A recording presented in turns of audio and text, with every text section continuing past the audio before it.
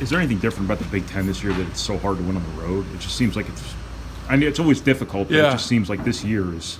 Well, I think across the board, not every team, but generally speaking for the league, I think we've scheduled better non-conference. I think we're more prepared to play in conference. You know, you have your first 2 games to start the season. And like I said, it could just be the quality. It just seems like every team has a really good point guard. Every team has a really good center or like a power forward. And everybody, you know, scheduled up. And even the people that have a lesser schedule, I think their schedule was better than the previous year. So I think that definitely helps people being more prepared. But there's probably other variables that go into it. But good coaching and good players, and you have unbelievable environments. You know, there's no question the home team has an advantage. Is this the most even you've seen the league? Like, it doesn't seem like there's I know it's weird to ask that question. It is weird to ask that question. You know, you just got 20 seasons. This is my 20th season as a player and a coach, so it's hard to gauge, you know, the parity. I think there's always parity. I think so far this season there's more. The thing that is different is just the dominance on the home courts. I think that's the, you know, you always are trying to grab at something for the reason why, and I think there's a lot of little things that go into it. I think there's a little bit of an adjustment with the line moving back. Felt when the line moved back, I don't know when it was, 6, 7, 8 years ago, it didn't have much of an adjustment. I think now it's a pretty long shot, and we've had 40, I think it was 41 or 42 underclassmen put their name in the draft that didn't get drafted. And there's probably a handful of guys that did get drafted that are kind of looking back on it without guaranteed money that now they wish they didn't either. So like our game has had some quality players taken from it that it shouldn't happen because they're not either NBA players, period, or they're not close to being ready for the NBA. You throw the line on top of it. You throw the fact that everybody has done a better job in our league for the most part of scheduling up. You know, you have people more prepared, and then the environments have always been there. You know, to have the best attendance in a conference since 1976 speaks for itself. How much can the Michigan game from a road standpoint be a turning point for you guys, especially when you get back out on Saturday?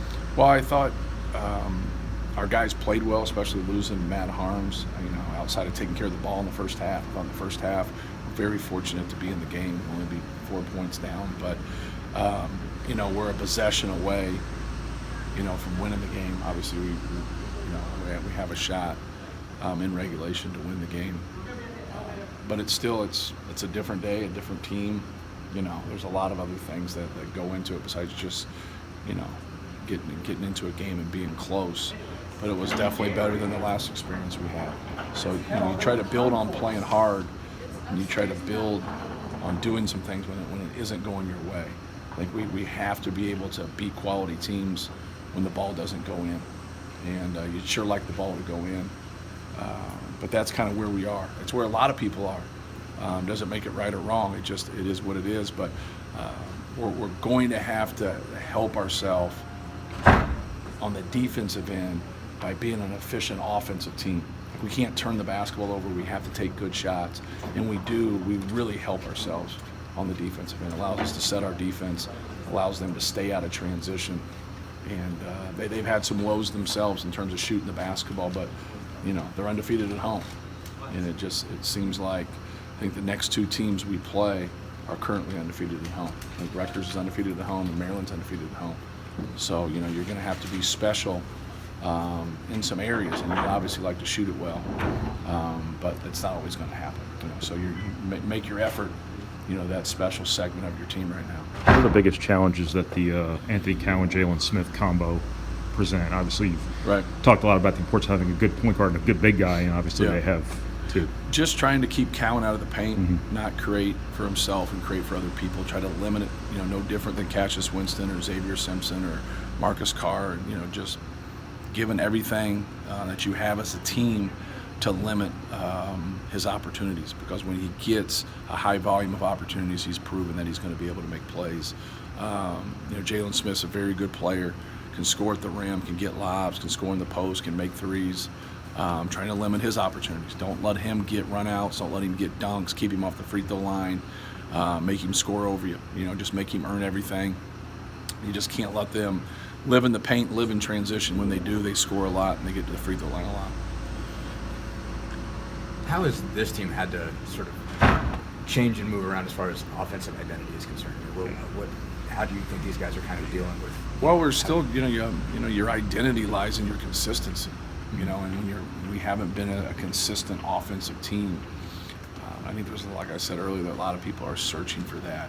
I think your consistency lies in your decision making. The better decisions you can make, it's really going to help your percentage of shooting the basketball. So, as when we take care of the basketball and make good decisions, we're a much better offensive team. And that's where, Matt Harms has went in and out of our lineup here the past month, and that doesn't help things.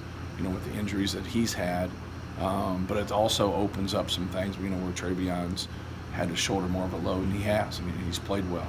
So, trying to establish those guys as much as we can, I think really helps out the other guys. When those guys don't get established, now the burden gets on our guards, and when Sasha shoots the ball well, it's a byproduct of good offense. It's not always just like, well, I hope he shoots the ball well and it stays as an independent variable. It's like, well, good offense are going to lead to openings, and when he gets openings, he's made shots for us. So that's the key, is to run good offense and to execute and screen and to move. And when you do that, now you get the post up where you want it, or you get the open look where you want it, or you get angles, and now you lead to playing better instead of just trying to talk in the whole of what's your identity and what you're doing. Well, it lies in execution, and it lies in production, and your production is going to drop when you don't execute.